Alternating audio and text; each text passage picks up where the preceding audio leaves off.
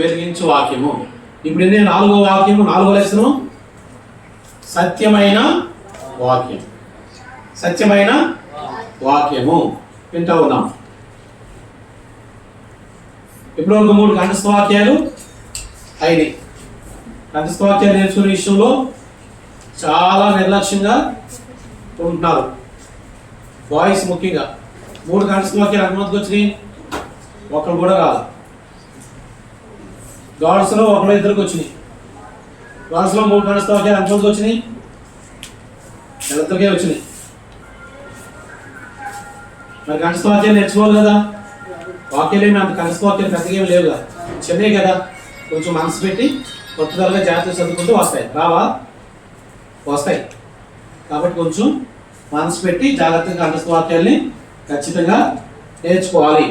ఇప్పుడు మనం వినేటటువంటి లెసను సత్యమైన వాక్యము. నిజమే, మన జీవితాల్లో మన బ్రతుకుల్లో సత్యము లేదు. దేవుని వాక్యమే సత్యము అని బైబిల్లో ఉంది. ఆ వాక్యమే మన జీవితాల్లో సత్యం. యేసు ప్రభు ఏమన్నాడు? యోహాను సువార్త 14:6లో నేనే మార్గమును సత్యమును జీవమును అన్నాడు. అంటే యేసు ప్రభు ఏమై ఉన్నాడు? సత్యమై ఉన్నాడు. యేసు ప్రభు వాక్యం కదా. అదేందు వాక్యం ఉండేను, వాక్యం దేవుని యొద్ద ఉండేను, వాక్యము దేవుడై ఉండేను. అంటే ఇప్పుడు సత్యమైన వాక్యం అంటే ఎవరు? యేసు ప్రభు. యేసు ప్రభు నడిపించిన ప్రకారంగా మన జీవితాల్లో బ్రతుకుల్లో మనం నడిస్తే మనకు సత్యమైనటువంటి ఆ యొక్క వాక్యంలో మనం నడిచిన వారిగా మన జీవితాల్లో బ్రతుకుల్లో దీవించబడతాము, ఆశీర్వదించబడతాం. ఈరోజు మనము కొన్ని విలువైనటువంటి సంగతుల్ని మనము నేర్చుకుంటా ఉన్నాం. మన లెసన్ పేరు ఏమని చెప్పాను? సత్యమైన వాక్యము. అనేక కంఠస్థ వాక్యము ఒకసారి చదువుదాం. 119వ కీర్తన, 119వ కీర్తన 104వ వచనం. ఎవరైనా తీసి చదవండి. నీ ఉపదేశము వలన నాకు వివేకము కలిగెను, తప్పు మార్గములని నాకు అసహ్యములాయెను. ఒకసారి నాతో పాటు ఈ వాక్యం అందరూ చెప్పండి. నీ ఉపదేశము వలన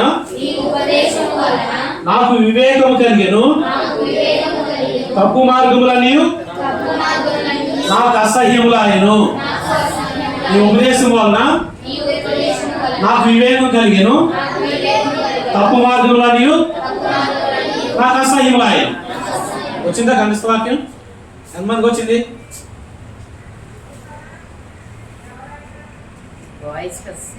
చాలా సింపుల్. చూడండి, నీ ఉపదేశం వల్ల నాకు వివేకం కలిగాను, తప్పు మార్గంలోని నాకు అసహ్యములాయెను. ఎంత కష్టమైంది ఇది. కేవలం ఒక 8 మార్క్స్ 16 మార్క్స్ వచ్చినంత పెద్దదా ఇది? నీ ఉపదేశం వల్ల నాకు వివేకం కలిగాను, తప్పు మార్గంలోని నాకు. సింపుల్, చాలా సింపుల్ గా నేర్చుకోవచ్చు కంఠస్థ వాక్యాలు. చక్కగా 2-3 సార్లు, ఒకసారి 2 సార్లు చూసేవి 3-4 సార్లు చూడకుండా చెప్పుకుంటే ఆటోమేటిక్గా వచ్చేస్తుంది. ఇదే పెద్ద పెద్ద వచనాలు కాదు కదా, చిన్న వచనాలు. నీ ఉపదేశం వల్ల నాకు వివేకం కలిగాను, తప్పు మార్గంలో నీవు నాకు అసహ్యములాయెను. ఇంతే సింపుల్, చిన్న కంఠస్థ వాక్యం. సరే, మంచిది. సత్యమైన వాక్యం. సత్యమైన వాక్యానుసారంగా ఉంటే మనం సత్యంలో నిలబడి ఉంటాము, దేవునికి ఇష్టమైన బిడ్డలుగా ఉంటాం. ఒకవేళ సత్యమైన వాక్యం వినలేదనుకోండి, మనం అసత్యంలోకి వెళ్ళిపోతాం, అసత్యంలో పడిపోతాం. దేవుడు ప్రేమించి యోధా ప్రజలకి ఒక మంచి రాజుని ఇచ్చాడంట. దేవుడు ప్రేమించి యోధా ప్రజలకి ఒక మంచి రాజును ఇచ్చాడు. అదేంటి యోధా ప్రజలు అని అంటున్నాను? ఇశ్రాయేలు మొత్తం గోత్రాలు 12 గోత్రాలకి కలిపి దేవుడు రాజును సమూయేలు దినాల్లో రాజును ఇచ్చాడు. ఇశ్రాయేలు మొదటి రాజు పేరేంటి? సౌలు. మొదటి రాజు సౌలు. ఆ తర్వాత సౌలు సింహాసనం పీకేసి దేవుడు ఇంకొక ఆయన రాజుగా కూర్చోబెట్టారు. ఎవరైనా? వెరీ గుడ్, దావీదు. సౌలు 12 గోత్రాలను పరిపాలించాడు. దావీదు కూడా 12 గోత్రాలని పరిపాలించాడు. దావీదు తర్వాత దావీదు కుమారుడు రాజు అయ్యాడు. దావీదు కుమారుడు ఎవరు? సొలొమోను. Very good. సొలొమోను కూడా 12 గోత్రాలని 40 సంవత్సరాలు పరిపాలన చేశాడు. సొలొమోను తర్వాత సొలొమోను కుమారుడు రాజు అయ్యాడు. ఆయన పేరు తెలుసా? రెహబాము. రెహబాము రాజాడు. రెహబాము దినాల్లో రాజ్యం 2 ముక్కలు అయిపోయింది. రెహబాము దినాల్లో రాజ్యం ఏమైపోయింది? 2 ముక్కలు అయిపోయింది. యోధా గోత్రం మాత్రమే ఈ రెహబాముకి మిగిలింది. మిగిలినటువంటి 11 గోత్రాలని యెరోబాము అనేటటువంటి వ్యక్తి లాక్కుని పట్టుకెళ్ళిపోయాడు. అలా రాజ్యం ఏమైందంటే ఇశ్రాయేలు రాజ్యం, యోధా రాజ్యం అలా డివైడ్ అయిపోయింది. ఇప్పుడు యోధా ప్రజలను ప్రేమించి దేవుడు ఒక మంచి రాజును యోధా ప్రజలకి ఇచ్చాడు. రాజుల్లో కూడా మంచి రాజులు ఉన్నారు, చెడ్డ రాజులు కూడా ఉన్నారు. మంచి రాజులు అంటే దేవునికి భయపడే రాజులు, దేవుని మాట వినే రాజులు, దేవుడు చెప్పినట్లుగా చేసే రాజులు మంచి రాజులు, దేవుని వాక్యానుసారంగా పరిపాలించే రాజులు, ప్రజల క్షేమం కొరకు పాటుపడే రాజులు. అలాంటి రాజులు ఎవరు? మంచి రాజులు. చెడ్డ రాజులు అంటే ఎవరు? దేవుని మాట వినకుండా విగ్రహ పూజలు చేస్తూ విగ్రహ సంబంధమైనటువంటి ప్రవక్తలు ఎవరైతే ఉన్నారో వాళ్ళ మాటలు విని దేవుని మాట లెక్క చేయకుండా ప్రజల క్షేమం కొరకు బాధ్యత తీసుకోకుండా ఎవరైతే పరిపాలన చేశారో ఆ రాజులందరూ ఎవరు? చెడ్డ రాజు. దేవుడు ఇప్పుడు యోధా ప్రజలను ప్రేమించి ఒక మంచి రాజును ఇచ్చాడు. యోధా ప్రజలను ప్రేమించి దేవుడు ఒక మంచి రాజును ఇచ్చాడు. ఆ రాజు పేరు ఏంటంటే యెహోషాపాతు. చెప్పండి అందరూ, యెహోషాపాతు. ఆ రాజు పేరు యెహోషాపాతు. మరి ఇతను ఎందుకు మంచి రాజు అయ్యాడు అని చెప్పి మనం జాగ్రత్తగా చూస్తే, మొదటిగా ఈ రాజు నిజమైన దేవుణ్ణి నమ్మి ఆ దేవుణ్ణి సేవించిన వాడిగా ఉన్నాడు. ఈ యెహోషాపాతు రాజు నిజమైన దేవుణ్ణి నమ్మాడు, ఆ దేవుణ్ణి ఏం చేశాడు? సేవించాడు. నిజమైన దేవుడు ఎవరు? యేసుక్రీస్తు ప్రభువే నిజమైన దేవుడు. ఈ లోకంలో దేవుళ్ళు దేవతలను కనుగొనేటటువంటి వారు ఎందరో ఉన్నారు. 33.5 కోట్ల మంది ఉన్నారండి. ఎంతమంది ఉన్నారు? 33.5 కోట్ల మంది ఉన్నారు. వాళ్ళే కాదు, ఇంకా రోజు రోజుకి కొత్త ఇంకా తయారవుతూనే ఉన్నారు. కానీ నిజమైన దేవుడు ఎవరు? యేసుక్రీస్తు ప్రభువే నిజమైన. ఆయన ఏమన్నాడు తెలుసా? నేనే దేవుడను, నేను తప్ప వేరొక దేవుడు లేడు అని చెప్పాడు. ఎందుకంటే సృష్టి అంతటినీ కలుగు చేసిన దేవుడు ఆయన. మరలా పాపులైన మానవుల కొరకు ఈ భూమి మీదకి శరీరధారిగా వచ్చి మనందరి పాపాల కొరకు శిలువలో మరణించింది కూడా ఆయన. తన విలువైన రక్తం ఆఖరి కొట్టే వరకు కాచింది ఆయన. చనిపోయి సమాధి చేయబడి 3వ రోజున చావును చంపి సమాధి గెలిచి తిరిగి లేచింది ఆయన. పరలోకానికి ఆరోహణమై వెళ్ళింది ఆయన. మరలా ఆయన త్వరలో తిరిగి రాబోతున్నాడు. ఆయన వచ్చే సమయానికి మనం రక్షణ పొంది మన హృదయాలు ఆయనకి ఇచ్చి మన పాపాలన్నీ మానివేసి మన పాపములకు క్షమాపణ పొంది బాప్తిస్మంలో సాక్ష్యం ఇచ్చి సంఘంతో చేర్చబడి ప్రభు శరీర రక్తాల్లో పాలుభాగం తీసుకుంటూ మన జీవితాలను యెహోషాపాతు రాజు వలె నిజమైన దేవుణ్ణి అనుసరించేటటువంటి వారిగా బ్రతుకుతూ ఉన్నామనుకోండి. ఒకరోజు సడన్ గా యేసు ప్రభు మరలా వచ్చినప్పుడు మనల్ని పరలోకానికి తీసుకెళ్తాం. మనం పరలోకం వెళ్ళిపోవాలి అని అంటే యెహోషాపాతు వలె నిజమైనటువంటి దేవుని మనము అనుసరించిన వారిగా ఉండాలి.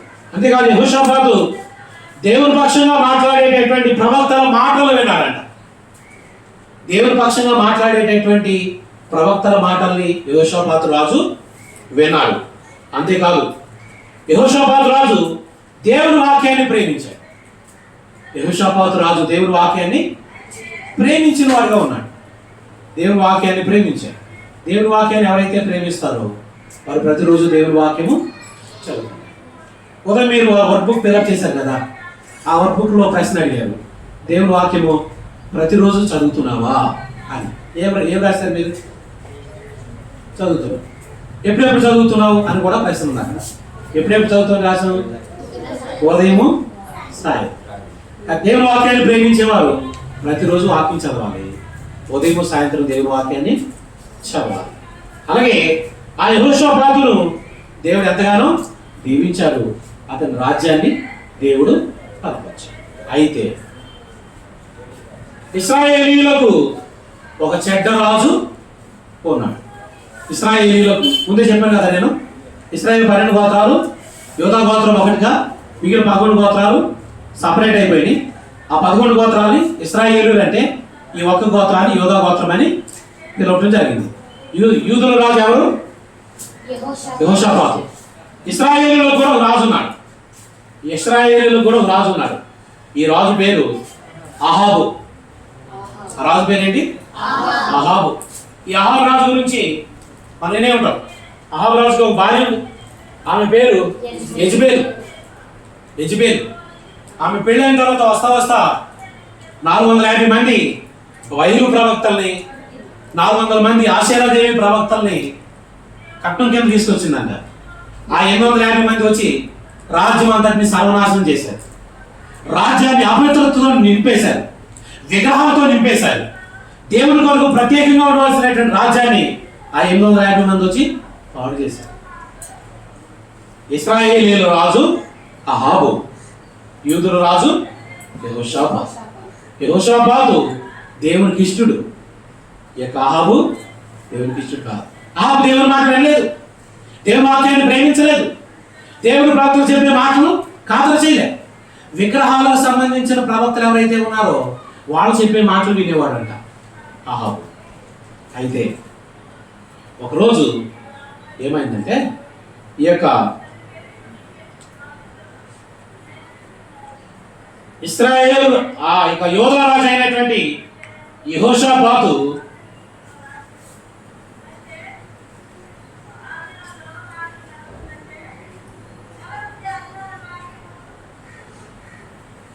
ఇశ్రాయేల్ రాజు ఎవరు? అహాబు కదా. అహాబును చూడటానికి యోధా రాజు అయినటువంటి యెహోషాపాతు ఇశ్రాయేల్ రాజు అయిన అహాబును చూడటానికి వచ్చాడు. వచ్చినప్పుడు ఈ అహాబు చాలా సంతోషించాడంట. ఎందుకు సంతోషించాడంటే యెహోషాపాతు దగ్గర మంచి నైపుణ్యం కలిగినటువంటి బలమైన సైన్యం ఉందంట, బలమైన రథాలు ఉన్నాయంట. ఈ రాజును మచ్చిక చేసుకుంటే నేను ఎలాగైనా సరే మేలు పొందొచ్చు, ఈ రాజును మచ్చిక చేసుకుంటే ఎలాగైనా సరే నేను మేలు పొందొచ్చు, యుద్ధంలో జయమును పొందవచ్చు అనే ఆలోచన ఈ యొక్క అహాబు రాజుకి కలిగింది. ఆ ఆలోచన కలిగినటువంటి వాడే ఈ యొక్క ఇశ్రాయేల్ రాజు, ఈ యొక్క యోధా రాజు అయినటువంటి యెహోషాపాతుకు మంచి విందు ఏర్పాటు చేశాడు. ఏర్పాటు చేసి ఇశ్రాయేలు యోధా రాజా, నేను రామోగిలాదు అనేటటువంటి పట్టణం మీదకి యుద్ధానికి వెళ్ళాలనుకుంటున్నాను, మరి నాతో పాటు నువ్వు కూడా యుద్ధానికి వస్తావా అని చెప్పి అడిగాడు. ఇప్పటికే వీళ్ళిద్దరి మధ్యలో మంచి చుట్టరికం ఏర్పడింది, మంచి స్నేహం ఏర్పడింది. కాబట్టి ఇప్పుడు ఈ యోధా రాజు అయిన యెహోషాపాతు ఇశ్రాయేల్ రాజు అడిగినటువంటి మనవిని కాదనలేకపోయి ఏమన్నాడంటే, తప్పకుండా వస్తాను రాజా, నేను నీ వాడను, నా సైన్యము నీ సైన్యము, నా రథములన్నీ కూడా నీ రథాలే, తప్పకుండా నేను నీతో పాటు యుద్ధానికి వస్తాను. అయితే యుద్ధానికి వెళ్ళడానికి ముందు మనం ఏం చేద్దామంటే దేవుని దగ్గర విచారణ చేద్దాం. యుద్ధానికి వెళ్ళడానికి ముందు మనం ఏం చేద్దాము? దేవుని దగ్గర విచారణ చేద్దాం అని చెప్పి అన్నప్పుడు వెంటనే ఆ యొక్క ఇశ్రాయేల్ రాజు ఏం చేశాడంటే, అవును తప్పకుండా విచారణ చేద్దాం అని చెప్పి తన దగ్గర ఉన్నటువంటి 400 మంది, ఎంతమంది అంట? 400 మంది ప్రవక్తలను పిలువనంపాడంట. ఈ 400 మంది కూడా దేవుని చిత్తానుసారంగా దేవుని చిత్తం తెలుసుకొని దేవుడు చెప్పమన్న మాటలు చెప్పేటటువంటి ప్రవక్తలు కాదు వీళ్ళందరూ కూడా రాజుగారిని మెప్పించేటటువంటి మాటలు మాట్లాడేటటువంటి ప్రవక్తలు. ఈ 400 మందిని పిలువనంపితే ఈ 400 మంది కూడా వచ్చి ఈ ఇద్దరు రాజుల యొక్క సమక్షంలో నిలబడి ఈ 400 మంది ఏం చెప్పారంటే, రాజైన అహాబు గారు, మీరు యుద్ధానికి వెళ్ళండి, దేవుడు తప్పకుండా మీకు అక్కడ విజయాన్ని ఇస్తాడు, మీ శత్రువులు మీ చేతికి అప్పగిస్తాడు, మీరు గొప్ప విజయంతో తిరిగి వస్తారు, మీకు ఏ విధమైనటువంటి భయము లేదు అని చెప్పి 400 మంది కలిసి ఒకే మాట, ఆ ఒక్క మాటగా 400 మంది కూడా మాట్లాడారు. అయితే అప్పుడు యెహోషాపాతు ఏమన్నాడంటే, అయ్యా ఇంతకీ వీళ్ళెవరు కూడా నాకు నిజదేవుడైనటువంటి యెహోవా ప్రవక్తల్లాగా అనిపించట్లేదు, వీడి సంగతి పక్కన పెట్టి నిజమైనటువంటి దేవుడైన యెహోవా యొద్ద విచారణ చేయడానికి అసలు ఈ దేశంలో ప్రవక్తలు అంటే ఎవరు లేరా అని చెప్పి ఈ యెహోషాపాతు అహాబుని అడిగాడు. అప్పుడు అహాబు ఏమన్నాడంటే, అయ్యా ఒకే ఒక ప్రవక్త ఉన్నాడు, ఆ ప్రవక్త పేరు మీకాయా. ఆ ప్రవక్త పేరేంటి? మీకాయా. కానీ అతను ఎప్పుడు నా గురించి మంచి మాట చెప్పడు. మీకాయా అహాబు గురించి ఎప్పుడు కూడా మంచి మాటలు, సపోర్ట్ మాటలు చెప్పడాట. నీకేం భయం లేదు, నీకేం దిగులేదు, నువ్వు వెళ్ళు, నీకు విజయం వస్తుంది, నీ పక్షంగా దేవుడు యుద్ధం చేస్తాడు, నువ్వు విజయం పొందొచ్చేస్తావు, శత్రువులు కలిపి స్వాధీనపరచుకుంటావు, పట్టణాలు ముట్టడి వేస్తావు, పట్టణాలు స్వాధీనం చేసుకుంటావు అని చెప్పడంట. ఎప్పుడు వ్యతిరేకంగా చెప్తాడంట. అలాంటి ప్రవక్త ఒకడు ఉన్నాడు. ఆ ప్రవక్త దగ్గర విచారించడానికి నాకేమీ అంతగా మనసు లేదు అన్నట్టుగా మాట్లాడాడు. కానీ యెహోషాపాతు ఏమన్నాడు, లేదండి ఖచ్చితంగా ఆ ప్రవక్తను మీరు పిలిపించండి అని చెప్పి అంటే ఆ ప్రవక్తను పిలిపించారు. ఆ ప్రవక్త ఎవరు? ఇమ్లా కుమారుడైనటువంటి మీకాయా. ఇదిగోండి ఎవరైనా మీకాయా. దేవుని చిత్తానుసారంగా దేవుడు ఏం చెప్పమంటే అని చెప్తాడనమాట. అయితే ఆ యొక్క మీకాయా దగ్గరికి అహాబు రాజు ఏం చేశాడంటే ఒక దూతను పంపించాడు. ఒక దూతను పంపించి ఏమని చెప్పమన్నాడంటే, ఆల్రెడీ అహాబు రాజు యెహోషాపాతు రాజు సమక్షంలో 400 మంది ప్రవక్తలు, నీకేమీ భయం లేదు, నువ్వు వెళ్ళాలనుకున్నా ఆ రామోత్ గిలాదు పట్టణం మీదకి వెళ్ళు, ఆ పట్టణాన్ని నీకు దేవుడు సొంతం చేస్తాడని మంచి మాటలు చెప్పారు. ఇదిగో నువ్వు కూడా వచ్చి మంచి మాటలు చెప్పు. ఈ దూత మీకాయా ఏమన్నాడు, నువ్వు కూడా వచ్చి మంచి మాటలు చెప్పు. వ్యతిరేకమైన మాటలు, బాధాకరమైన మాటలు, శాపవచనాలు అలాంటివి ఏమీ చెప్పకుండా మంచి మాటలు చెప్పు అని చెప్పి ఈ దూత ముందుగానే మీకాయాతో చెప్పి తీసుకొచ్చాడంట. మీకాయా వచ్చాడు.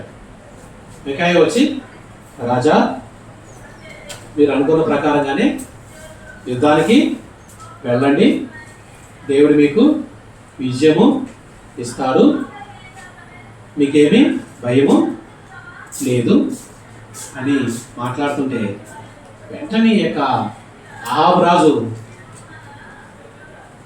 నువ్వు లేనిపోయిన అబద్ధాలు చెప్పు, నువ్వు చెప్పాలనుకుంటున్నది అది కాదు, నువ్వు వేరే ఏదో చెప్పాలనుకున్నావు కానీ నువ్వు ఇది చెప్తున్నావు, నువ్వు నిజం చెప్తావా లేదా అని చెప్పి అహాబు యొక్క మీకాయా మీద కోపడ్డాడు.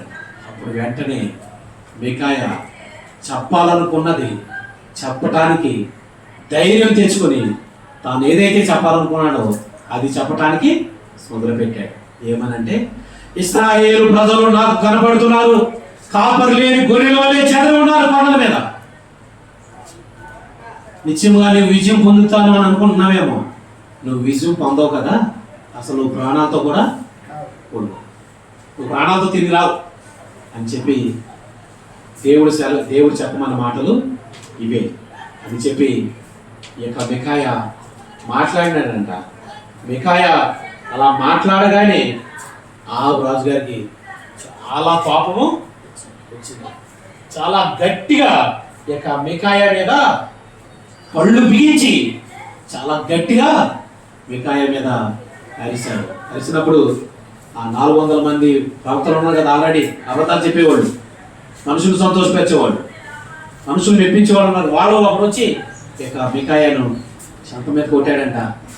అప్పుడు వెంటనే అహాబు ఏం చేశాడంటే, నేను యుద్ధానికి వెళ్ళి మీ 400 మంది చెప్పిన ప్రకారంగా అక్కడ నేను విజయం సాధించి క్షేమంగా తిరిగి వచ్చే వరకు ఇతన్ని శాసనాల్లో వేసి కష్టమైన అన్నపానములు, అంటే తినటానికి చాలా కష్టంగా ఉండేటటువంటి ఆహార పదార్థాలు పెట్టండి అని చెప్పి ఆ యొక్క అహాబు ఆజ్ఞాపించాడంట.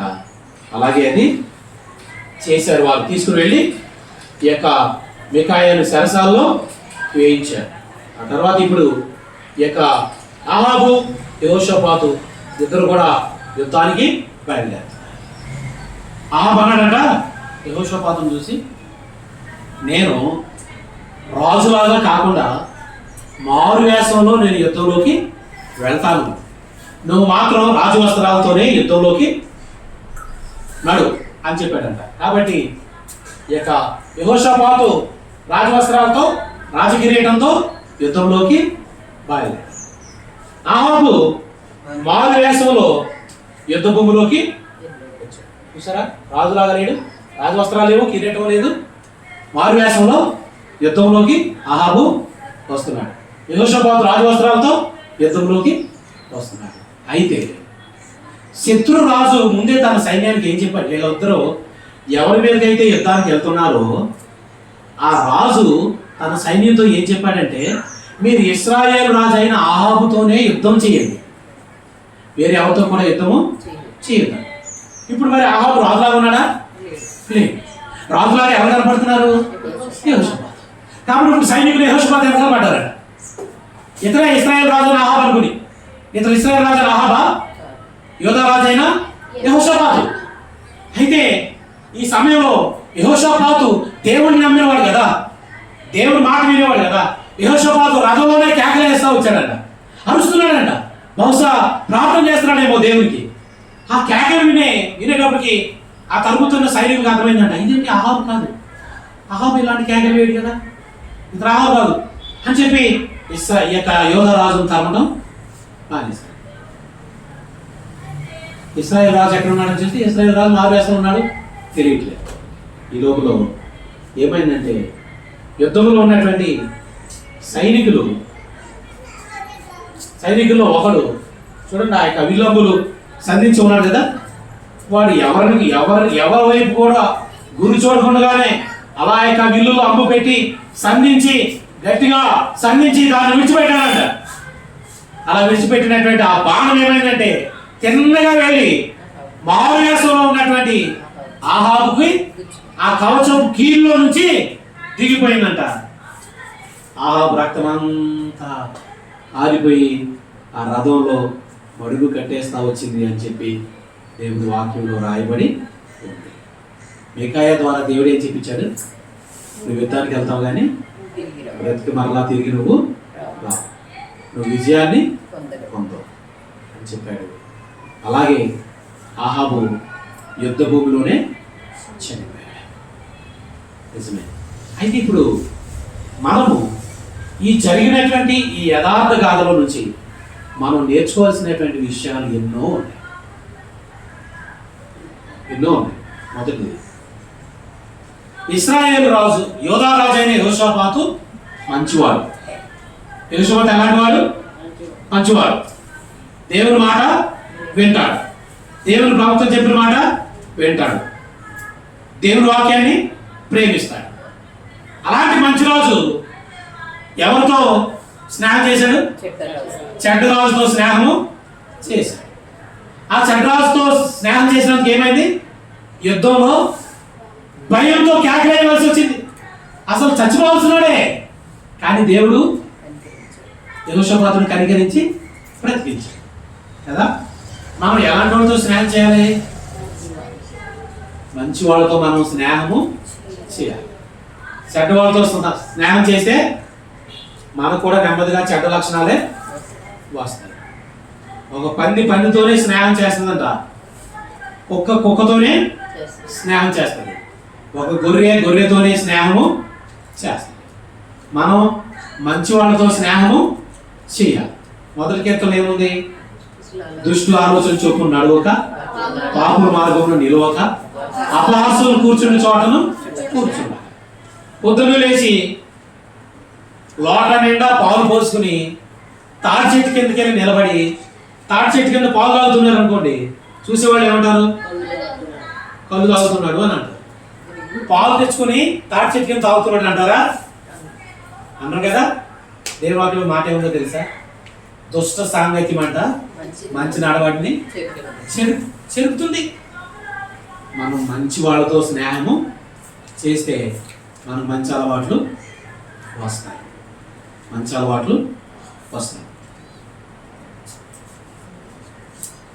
దైవజనులు ఖమ్మం తిమోతి గారి సాక్షిలో ఒక మాట చెప్పేవారు. ఆయన ప్రతి తరగతి నమ్మకంగా రెండు సార్లు చదువుకుంటూ వచ్చాడంట. ప్రతి తరగతి కూడా నమ్మకంగా రెండు సార్లు చదువుకుంటూ వచ్చాడంట. అయితే 10వ తరగతికి వచ్చేటప్పుడు మాత్రం క్లాస్లో ఎవరు బాగా చదువుతున్నారో చూసుకుని వాళ్ళతో స్నేహం చేయటం మొదలెట్టాడంట. వాళ్ళు టీ తాగితే టీ తాగేవాడంట, వాళ్ళు కూర్చునేవాడంట, వాళ్ళు ఆడుకుంటే వెళ్తే ఆడుకుంటాకి వెళ్ళాడంట, వాళ్ళు చదువుకుంటే చదువుకునేవాడంట. వాళ్ళ స్నేహం బట్టి 10వ తరగతి ఎట్ ఏ టైం పాస్ అయిపోయాడంట. చూసారా, మంచోడితో స్నేహం చేస్తే మంచి జరుగుతుంది, చెడ్డోడితో స్నేహం చేస్తే చెడే జరుగుతుంది కదా. ఒకటి. రెండోది ఏంటంటే దేవుని పిల్లలు చెప్పినటువంటి మాటలు వినాలి. మీకాయా చెప్పిన మాట వినుంటే లోబడి ఉంటే ఆహాబు యుద్ధంలో చచ్చిపోయేవాడా? చచ్చిపోయేవాడు కాదు. కానీ విన్నాడా? చెప్పిన మీకాయాను కొట్టాడు, ఆ మీకాయాను బంధించమన్నాడు, మీకాకు కఠినమైనటువంటి సరసాలలో వేయించాడు. మనం కూడా మన మందిరంలో సేవకులు చెప్పిన మాట వినాలి, సండే స్కూల్ టీచర్ చెప్పిన మాట వినాలి. అది వింటే మనకి మేలు, వింటే మనకి మేలు జరుగుతుంది. వినకపోతే ఎవరికి నష్టం? మనకే నష్టం. మనం వినాలి, వినటం వల్ల మనకి మేలు కలుగుతుంది. అలా మనం మేలులో మన జీవితాలు ముందుకు వెళ్ళాలంటే మనం ఖచ్చితంగా వినేవారుగా ఉండాలి. ఒక చిన్న కథ ఏంటంటే, ఉదయకాలము ఒక తల్లి కుందేలు పిల్ల కుందేలుతో మాట చెప్పిందంట. అమ్మా, బయట క్రూర జంతువులు తిరుగుతున్నాయి, నేను కొంచెం పని మీద బయటికి చేత వినాలి. ఇప్పుడే భోజనం చేసాం కదా, కుండల బరువేమో పొట్టకెక్కి పొట్ట బరువేమో నెత్తికెక్కుతుందంట. కొంచెం జాగ్రత్త వినండి, నిద్ర వస్తుంది, జాగ్రత్త వినండి. ఏమైనా తల్లి కుందేలు పిల్ల కుందేలుకి ఏమని చెప్పింది చెప్పాలి. బయట క్రూరమృగాలు ఉన్నాయి, జాగ్రత్తగా ఉండమ్మా, బండ సందులోనే ఉండు, బయటికి రావద్దు అని చెప్పిందంట. అయితే ఆ పిల్ల కుందేలు ఏం చేసిందంటే, క్రూరమృగాలు ఉన్నాయి బయట, ఎలా ఉంటాయి అవి చూద్దాం అని చెప్పి బయటకు వచ్చిందంట. సామాన్యంగా చేయమన్న పని మనం చేయొద్దన్న పని చేస్తాం, చేయొద్దన్న పని చేస్తాం మనం, చేయమన్న పని చెయ్యి.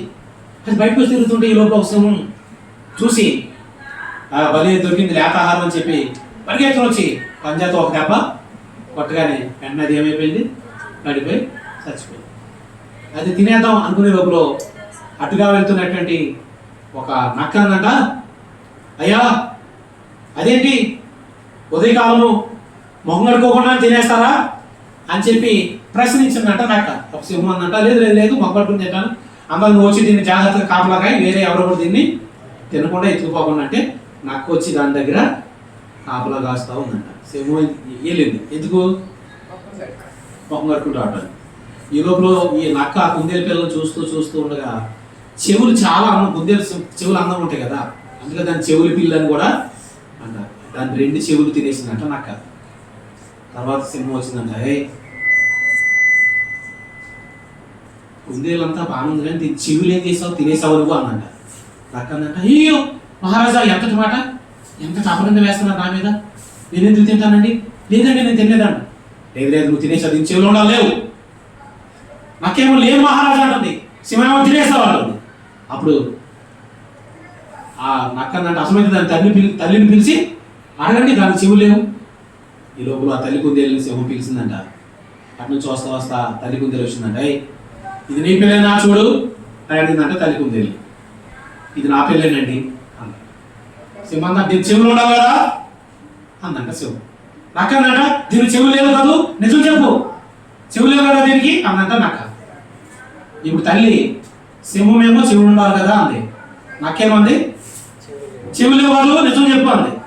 తల్లి కుందేలు చాలాసేపు ఆలోచించి అన్నంట, దీనికి చెవులు లేవు, దీనికి చెవులు లేవు.